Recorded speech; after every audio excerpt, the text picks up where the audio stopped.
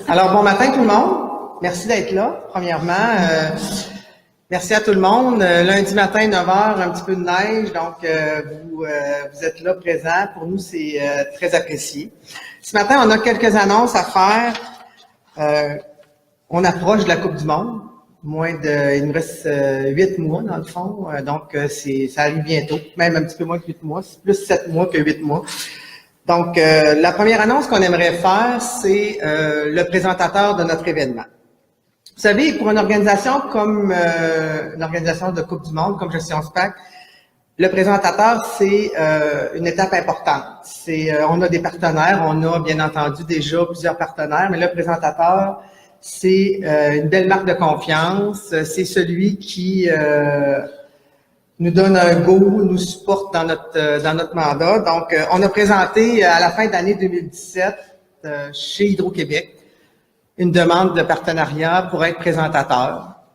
La hauteur du partenariat est de 40 000, demandée était de 40 000 $.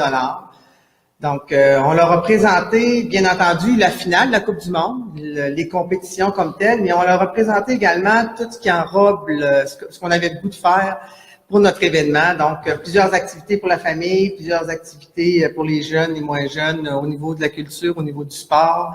Bref, je pense que c'est ça qui leur a parlé, l'ensemble de l'œuvre, de notre activité. Donc, avec joie, ils ont accepté d'être partenaire majeur, d'être présentateur de notre activité.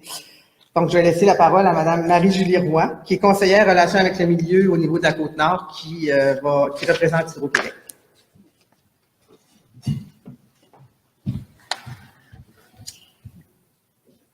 De mettre ça comme ça.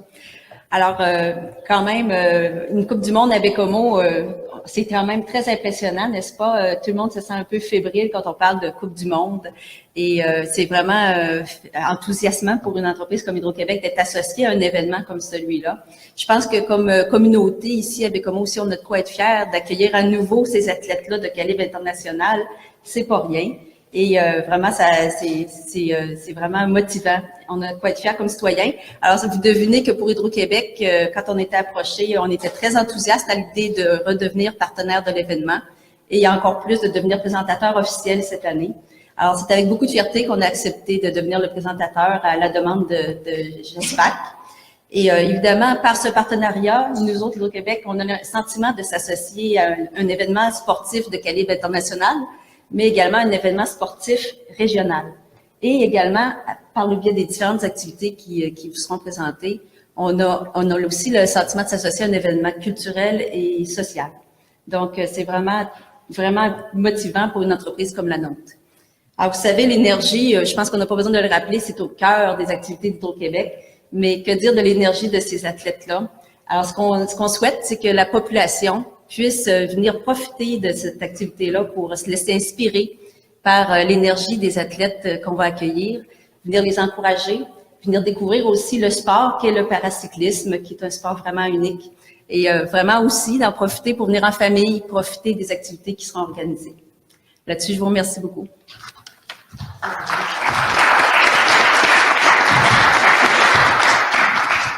Merci Marie-Julie. La deuxième annonce qu'on aimerait faire ce matin, c'est une annonce aussi très importante pour une organisation comme la nôtre. On aimerait vous présenter un ambassadeur, notre ambassadeur. Vous savez, pour nous, un ambassadeur, c'est une personne inspirante. C'est une personne qui a accompli des exploits, qui a mérité des honneurs, mais qui a fait preuve d'une grande détermination. De façon unanime, notre choix s'est arrêté sur ce jeune homme de 41 ans, père de famille, qui est originaire de Baie-Comeau. Un athlète paralympique, il a débuté très jeune à pratiquer le sport comme le hockey et le baseball. En 96, suite à un accident, il devient paraplégique et perd ainsi l'usage de ses jambes. Sa passion pour les sports, sa détermination et sa persévérance lui permettront de pratiquer de façon très compétitive tant l'athlétisme, le ski et le vélo à main. Bref, rien ne l'arrête. Il a également participé à la Coupe du monde de paracyclisme en 2012 à Baie-Comeau. Le rôle de l'ambassadeur pour une organisation comme la nôtre va être, entre autres, de partager son parcours de vie auprès des jeunes, des moins jeunes, de faire la promotion de notre activité de la Coupe du Monde et aussi d'être avec nous au mois d'août durant notre activité. Alors, on est fiers qu'il ait accepté de joindre à l'équipe à titre d'ambassadeur de notre événement. Je vous présente, vous l'avez deviné, un petit gars de chez nous, un athlète paralympique, un jeune homme qui est très inspirant, M. Jimmy Pelletier.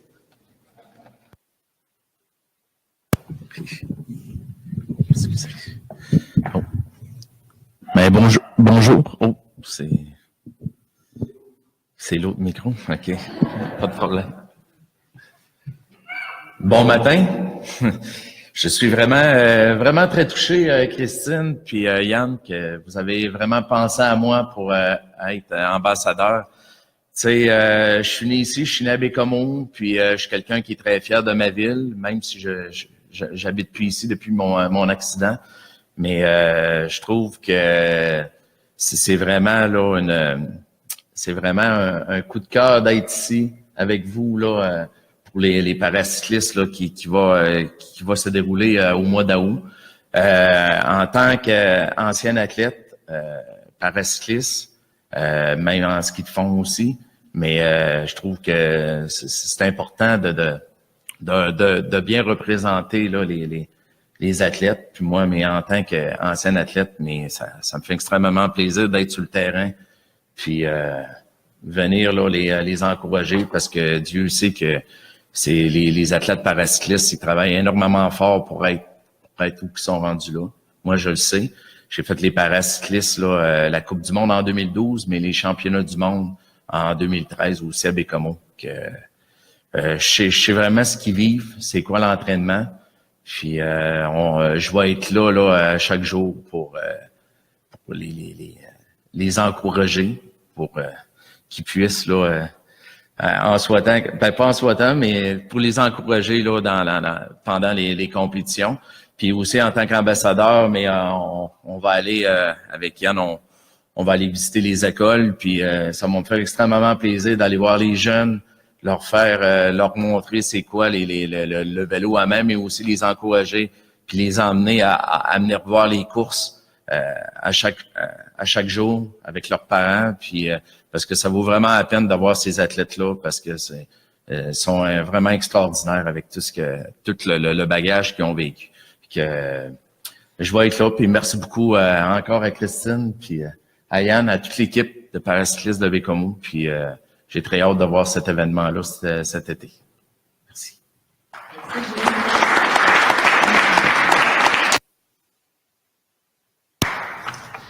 T'es fier, mais nous autres aussi, on est très fiers que tu aies accepté. Déjà, on a commencé à travailler avec toi, puis au cours des prochaines semaines, ça va continuer, comme tu as dit, pour la tournée des écoles, mais bref, on va rester en communication.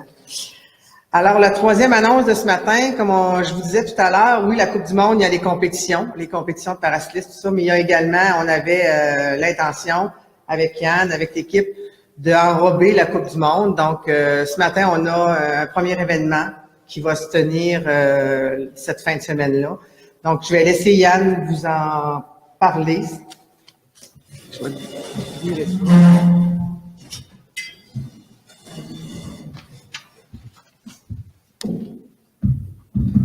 Bon matin tout le monde. Juste avant de vous parler de cet événement-là, je voudrais quand même pas passer sous le silence, dans le fond, toute la joie et tout le fun qu'on a eu dans les 2-3 dernières semaines de préparer tout ça pour quand même beaucoup d'annonces puis beaucoup de choses à vous à discuter puis à vous présenter ce matin. Donc, je remercie tous les gens qui sont ici ce matin de vous être déplacés, puis je remercie aussi tous nos collaborateurs qui sont avec nous. C'est vraiment, on a une immense fierté ce matin de comme ouvrir tout ce qu'on travaille depuis ben des semaines. Et puis c'est juste comme un départ, un deuxième départ après notre premier lancement, parce qu'après ça, il y a bien d'autres affaires qu'on travaille puis qu'on va faire d'autres annonces là, prochainement. Dans le fond, défi vélo Manicouagan, c'est une idée qui est venue de faire connaître aux gens c'est quoi comme un événement sportif d'un niveau, dans le fond, au départ de tout, c'était supposé être un niveau, on disait, bon, rassembler des cyclistes vraiment de de la ville pour faire un petit défi, tout ça. Mais là, finalement, en parlant, puis en faisant un petit peu la promotion comme à l'interne pour compléter notre concept, on s'est rendu compte qu'on a peut-être quelque chose qui est plus régional ou peut-être même provincial éventuellement. Fait que l'idée, c'est d'intégrer à l'intérieur de la Coupe du Monde un défi de vélo pour tous, dans le fond. Donc, ça peut autant aller du cycliste super aguerri qui a déjà fait de la course de vélo puis qui veut se relancer comme un défi vraiment là, avec, moi j'appelle toujours ça la coupe de crinqué en avant, là, que ça peut être autant, dans le fond, la personne qui le fait vraiment récréatif puis qui dit, ben moi, j'aimerais ça comme être sur cette ligne de départ-là puis prendre part à ça puis faire comme mon temps à moi puis mon défi à moi. Donc, ça va être vraiment chronométré, mais c'est pas une course. Okay? C'est juste que chacun vive le thrill, dans le fond, d'un bel événement comme ça, d'être en dessous de l'arche de la Coupe du Monde, puis de rouler sur le même circuit que ces athlètes-là. C'est un méga privilège qu'on se donne de faire ça. Puis je trouvais que c'était vraiment le fun de le mettre de l'avant.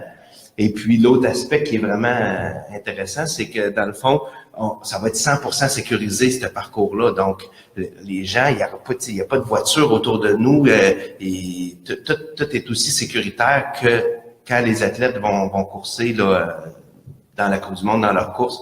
Fait que dans le fond, on trouve ça vraiment le fun d'avoir ce défi-là. Comment ça va se faire, dans le fond? C'est que dès aujourd'hui, les inscriptions vont être ouvertes. Soit par le site Internet de SPAC ou par le site de la Coupe du Monde qui va être en ligne bientôt. Et puis, il va y avoir différentes distances. Donc, chacun va pouvoir se lancer son propre défi. Il va avoir un 66 km, un 47 puis un 28. J'hésite un peu avec mes distances parce qu'au début, on avait mis des chiffrons, mais le circuit ne nous donne pas de chiffrons. Donc, donc, on a mis vraiment les vrais kilomètres. Ça va être 3 départs décalés. Et puis, ça va rouler là, ça va être des nombres de tours, puis tout ça. Puis, ça va être vraiment le fun. Puis, je vous annonce en primeur que moi puis Jimmy, on va être au départ ce matin-là. On s'est lancé ce petit défi-là la semaine passée. Donc, on va être avec vous autres sur la ligne de départ, puis on va prendre part à l'événement. Fait que on est vraiment excités, puis on pense que ça va amener une touche vraiment le fun à la Coupe du Monde. Puis l'autre privilège qu'on a aussi, c'est que on a une fenêtre de temps qui est extraordinaire. On en a discuté avec Louis pas mal, puis on va pouvoir faire cette course-là dans notre horaire. Elle va être le samedi midi, donc entre à peu près 11h et 1h et quelques l'après-midi. Puis ça, c'est extraordinaire là, parce que normalement c'est les athlètes qui l'ont cette fenêtre-là. Puis là, ça va être nous autres qui va l'avoir. Les courses vont arrêter pendant ce temps-là. Et puis on va avoir cette place-là, donc on va être privilégiés. Puis après ça, on va avoir fini notre défi. Puis les courses vont recommencer. Fait que ça va créer vraiment une belle ambiance. Puis ça va être vraiment vraiment le fun. Donc s'il y a des cyclistes dans la salle qui veulent se lancer le défi, vous pouvez dès aujourd'hui, j'en vois qui ont un beau sourire là-bas, là. Donc, vous pouvez dès aujourd'hui vous inscrire, puis évidemment, là, on va faire des groupes Facebook, on va faire un événement, puis ça, fait que vous pourrez le partager, puis ça. Puis on va espérer là que ça va faire un grand succès, là, cet événement-là, qui va être imbriqué dans notre Coupe du Monde. Fait que, dans le fond, encore une fois, merci à tout le monde d'être présenté ce matin. Puis, je vais laisser la parole à Alain qui va venir vous parler, dans le fond, du partenariat qu'on a avec la Véloroute des Baleines pour l'organisation de cet événement-là de Défi Vélo Manicouagan.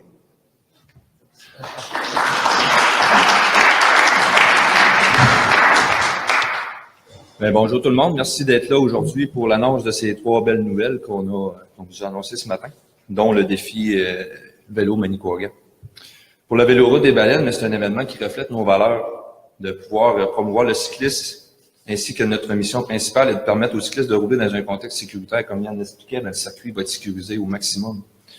En effet, depuis plusieurs années, la Véloroute travaille très fort à rendre le réseau cyclable accessible et encore une fois sécuritaire. Il est donc de soi que de notre organisme de s'associer avec Gestion SPAC à l'élaboration de cet événement de la sorte. Le défi Vélo Manicouagan représente une belle occasion de venir se challenger entre amis, seul ou en groupe, et venir rouler sur un circuit dynamique certainement unique. Nous sommes fiers de collaborer Et invitons tous nos cyclistes à venir participer en grand nombre. Puis on est très contents d'avoir été approchés par Yann pour être en partenariat avec eux autres. Merci encore.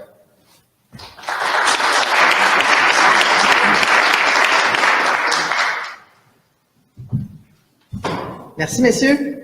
Alors, le défi est lancé à tous les cyclistes, comme Yann l'a dit, aguerris ou non, les gens qui ont simplement le goût de vivre l'expérience d'un parcours sécurisé. Je pense que c'est une belle occasion. C'est la première édition, mais ce ne sera pas la dernière, c'est sûr.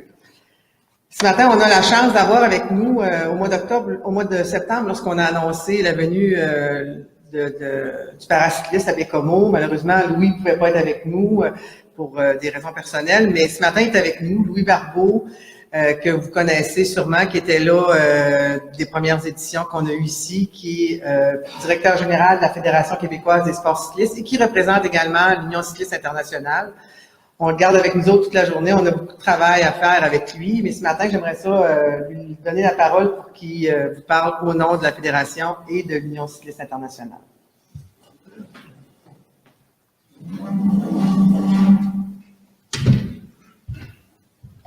Alors, bonjour à tous.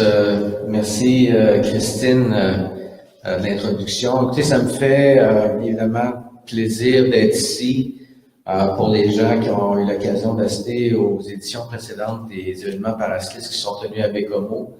À l'époque, Christine, évidemment, était mairesse de Baie-Comeau, donc j'aimerais d'entrée de jeu la remercier évidemment pour tout le support que la ville de Baie-Comeau a offert à cet événement-là de 2010 à 2013 lors des deux éditions des championnats du monde en 2010, en 2013, et évidemment la Coupe du monde en 2011-2012. Ce que je repassais mes notes un petit peu ce matin, puis ce que je disais à Christine, c'est que il y a aucune autre ville dans le monde qui a accueilli plus d'un championnat du monde de paracyclisme sur route, et Baie-Comeau l'a accueilli à 2 occasions. On a eu 4 événements, soit Coupe du monde ou Championnat du monde à Baie-Comeau. La seule autre ville qui a accueilli autant d'événements, c'est Ségovie, qui ont eu une Coupe du monde pendant 4 ans. Donc là, avec le retour à Baie-Comeau après presque 5 ans d'absence, ça va être un 5e événement d'envergure, ça va être la finale de la Coupe du monde. Donc c'est un événement qui est excessivement important. Je tiens évidemment à remercier Yann et toute son équipe de gestion SPAC d'avoir repris le flambeau. Je me rappelle en 2013, à la conclusion des championnats du monde qui s'étaient tenus ici, l'Union cycliste internationale m'avait demandé dans le fond, de faire un petit discours de clôture, puis j'avais indiqué que il allait avoir une pause, mais qu'on souhaitait revenir de nouveau. Donc évidemment, je suis très très content que Baie-Comeau accueille de nouveau une tranche de la Coupe du monde. Ça va être la finale par ailleurs. C'est un événement qui est important. C'est pas les championnats du monde, mais c'est la finale de la Coupe du monde. C'est également un événement de qualification pour les prochains Jeux paralympiques qui vont avoir lieu à Tokyo. Donc, pour les athlètes et les nations qui participent, c'est une occasion d'amasser des points. Ça va être la même chose l'an prochain également. Donc, évidemment, l'édition 2018, une édition qui est excessivement importante.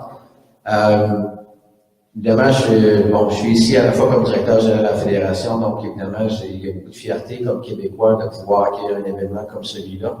Mais je suis également, je vais être le délégué technique, de l'Union cycliste internationale à cette occasion-là. Et comme j'ai l'occasion d'être présent sur les championnats du monde de paracyclisme depuis 2006 comme délégué technique aux Jeux paralympiques, je rencontre et je côtoie régulièrement les athlètes dans le cadre des événements qui me demandent, dans plusieurs cas, quand est-ce qu'on retourne à Baie-Comeau.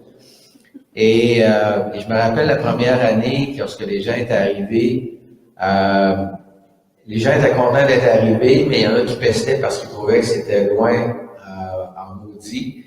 Et lorsqu'ils sont partis, finalement, la distance avait plus d'importance. Les gens avaient été enchantés de l'accueil.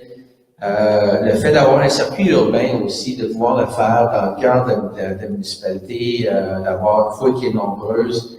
Souvent, c'est des événements paracyclistes, même des événements cyclistes réguliers sont faits un peu en périphérie. On ne veut pas trop déranger la population.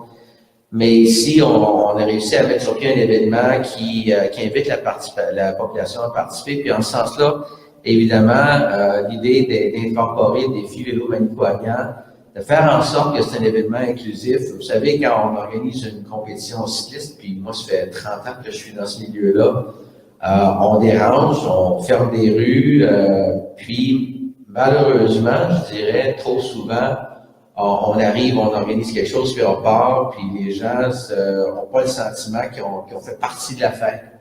Et le fait de pouvoir offrir l'opportunité aux gens de Bécomo, puis de la région, de pouvoir participer à un événement, de rencontrer les athlètes et d'avoir le sentiment que ils font partie de cette fête-là, je pense que c'est excessivement important. Je suis très heureux également de voir Jimmy aujourd'hui ici. Jimmy était d'abord un athlète, évidemment, il a mentionné, il a participé à la Coupe du Monde, participé au Championnat du Monde, c'est un athlète originaire de Bécomo. Mais c'est quelqu'un qui, il l'a pas mentionné, qui est encore très engagé aujourd'hui, il organise un événement. Donc c'est quelqu'un qui souhaite redonner, continuer de s'impliquer au niveau sportif. Et pour moi, c'était tout à fait logique. Et puis en ce sens-là, je pense que la décision de Gestion SPAC de faire appel à lui pour agir comme ambassadeur, pour moi, vous pouvez difficilement avoir quelqu'un de mieux pour ça. Donc, je suis très content de voir que Jimmy est encore impliqué. Vous savez, la première année qu'on a eu les championnats du monde, c'est une trentaine de pays qui sont venus. Évidemment, une Coupe du Monde, il y a un peu moins d'athlètes, il y a un peu moins de pays, mais on parle quand même de probablement autour de 25 pays qui vont être présents avec probablement autour de 150 à 200 athlètes. Donc, c'est un événement qui est très, très significatif. Au cours des éditions qu'on a ici, vous avez accueilli des gens, il y a des gens qui viennent de partout, qui viennent de la Nouvelle-Zélande, qui vont venir d'Asie, d'Australie, qui vont venir évidemment d'Europe, d'Amérique du Sud. Donc, c'est un rendez-vous qui est excessivement important. Les parcours de Bécomo, là, on change de secteur. Les gens, le parcours était reconnu comme étant très difficile. Le parcours que l'organisation a concocté, il va être un petit peu moins exigeant, mais il demeure quand même un parcours qui va être sélectif et je pense surtout un parcours très intéressant. La façon dont il est configuré, il permet aux spectateurs de pouvoir se placer à différents endroits pour voir les athlètes. Vous avez des athlètes de renom qui sont venus ici. Je me rappelle notamment en 2013, on avait une conférence de presse où vous aviez Alex Zanardi, l'ancien coureur de Formule 1, qui avait pris la parole. Alex est encore un des meilleurs athlètes dans sa catégorie au niveau international. Donc, a priori, devrait être ici encore une fois. Vous aviez un autre athlète, un Suisse, Andy Frey, qui a participé à 17 Jeux paralympiques dans sa carrière, 6 en ski nordique et 10 en athlétisme ou en vélo à main, qui est un des plus grands médaillés de l'histoire du sport paralympique aux Jeux avec plus d'une vingtaine de médailles. Donc, c'est ce genre d'athlètes-là qui vont être ici à l'occasion de cet événement-là. Évidemment, il va y avoir une forte présence canadienne et québécoise. L'équipe nationale va être ici. Il va y avoir également une équipe du Québec. Donc, avec quelques athlètes qui ne seront pas sur l'équipe nationale. C'est un événement qui permet aux athlètes québécois et canadiens de se développer. Vous savez, il y a 3 Coupes du Monde, il n'y a pas 25. Là. La première va être en Belgique au mois de mai. Il y en a une qui va être par la suite aux Pays-Bas au mois de juillet. Il y a les championnats du monde qui vont être en Italie et on a ici à Bécomo la finale de la Coupe du Monde. Donc, c'est un privilège de pouvoir accueillir un événement comme celui-là. Et c'est évidemment pour l'Union CIS internationale, quand l'équipe de gestion SPAC a fait la demande, indépendamment du fait que je sois consultant avec l'UCI ou pas, il n'y a pas eu beaucoup de discussions à savoir est-ce qu'on allait à Bécomo, compte tenu de l'historique, des succès qui avaient été obtenus ici. Ça faisait beaucoup de sens et donc on est évidemment très, très heureux. On parle de 2018. Moi, mon souhait, c'est que, évidemment, cet événement-là revienne encore pendant plusieurs années, puis qu'on puisse revoir de nouveau les championnats du monde. Là, les championnats du monde sont octroyés jusqu'en 2020. Cette année, ils vont être en Italie, comme j'ai mentionné. L'an prochain, c'est aux Pays-Bas.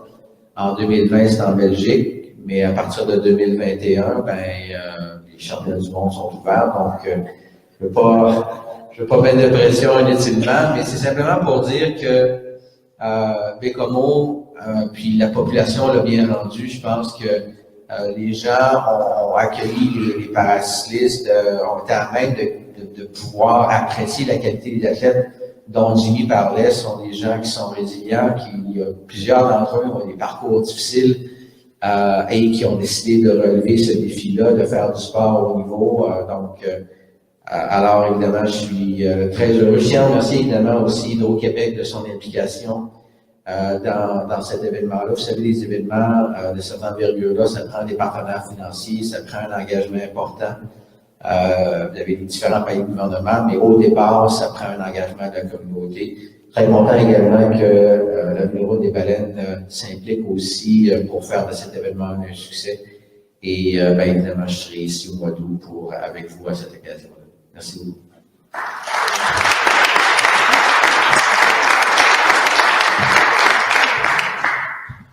Merci, Louis. Peut-être juste avant de parler des étapes à venir, vous dire qu'au niveau du défi Vélo Manicouagan, on a un partenaire, M. Martin Ouellet, qui est député du comté de René-Lévesque, qui va supporter la première édition du défi Vélo, entre autres avec le partenariat avec la Corporation Vélo-Route des Baleines. Pour lui, c'était important. Puis l'idée autour de ça, de promouvoir le sport, les jeunes, la famille, tout ça, donc ça lui parlait. Donc, merci beaucoup, Guillaume. Tu pourras transmettre le merci à Martin. Écoutez, ce matin, c'est les annonces qu'on avait à vous faire. Peut-être vous dire un peu les étapes à venir. On est présentement en fabrication, je sais pas si c'est une fabrication, mais notre site web. On est en train de concevoir notre site web avec Image Expert. Donc, d'ici quelques semaines, on va lancer notre site web. Quand même assez complexe parce qu'il doit être en anglais, en français et toute la portion au niveau des athlètes, au niveau des inscriptions. Donc, les inscriptions devraient débuter au niveau des athlètes en mars. Donc, il faut que notre site web soit prêt au cours de février. On va également travailler notre 4 volets autour de la Coupe du Monde. Donc, on est en train de concocter aussi des activités, entre autres le défi, mais pour les 3 autres volets, des activités au niveau art et spectacle, au niveau jeunesse, au niveau culture. Donc, on va présenter ça également au cours des prochaines semaines. Également, peut-être je profite de l'occasion pour vous dire qu'on a une nouvelle coordonnatrice avec nous, une jeune fille de Baie-Comeau, une jeune fille qui est allée étudier à l'extérieur, mais qui a décidé de revenir. Une jeune fille engagée, elle a commencé en début janvier. Donc, avec François Paquette, donc c'est Anne-Marie Villeneuve qui est coordonnatrice. Donc, 2 coordonnatrices et moi, donc c'est l'équipe avec Yann, bien entendu. Tout ça pour vous dire que une étape qui va être importante, c'est toute la recherche de bénévoles, donc l'implication de la communauté. On sait que dans une organisation comme ça prend des bénévoles. Donc, encore là, au cours du mois de mars, on va lancer l'invitation à la population pour s'impliquer bénévolement dans les différents secteurs qu'on a dans notre organisation. Donc, c'est sûr qu'on a besoin de bénévoles. Donc, on est à la période de questions. Je ne sais pas si vous avez des questions ou plus des entrevues individuelles. Ou... La contribution d'Hydro-Québec, concrètement, selon ce qu'on dit, c'est 40 000 $. Par édition. Jusqu'en 2021. 2019.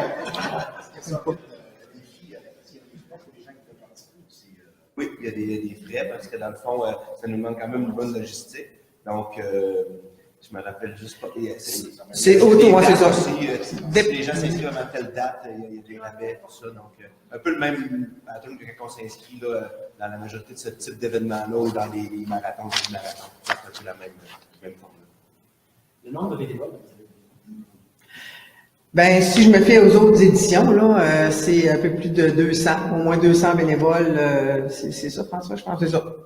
Et comme je vous dis, il y a des bénévoles plus ponctuels pour la fin de semaine. Il y a des gens, des bénévoles clés, je vais les appeler comme ça, donc qui vont déjà faire partie de l'équipe avec nous, avec des tâches bien particulières. C'est plus de 200 bénévoles. C'est quand même, les compétitions commencent à partir du mercredi, donc c'est vraiment mercredi au dimanche, c'est plusieurs jours, c'est pas juste la fin de semaine, là, c'est un dimanche. Oui, à partir de, je vous dirais, à partir du mois de mars, quand le site web va être lancé. Oui, c'est ça, ma belle Madeleine. On va tout Le te dire montage ça. du site va débuter un petit peu, dans le fond, dans la semaine avant, puis majoritairement, le dimanche, lundi. Fait qu'il y a bien des bénévoles qui vont être déjà à l'heure à partir de ce moment-là, même si les courses commencent juste à partir de mercredi. Ça va? Ben, je vous remercie beaucoup de votre présence. C'est très, très apprécié. Puis déjà, j'aurais voulu dire le décompte est commencé pour nous autres, mais on a déjà hâte au mois d'août. Merci.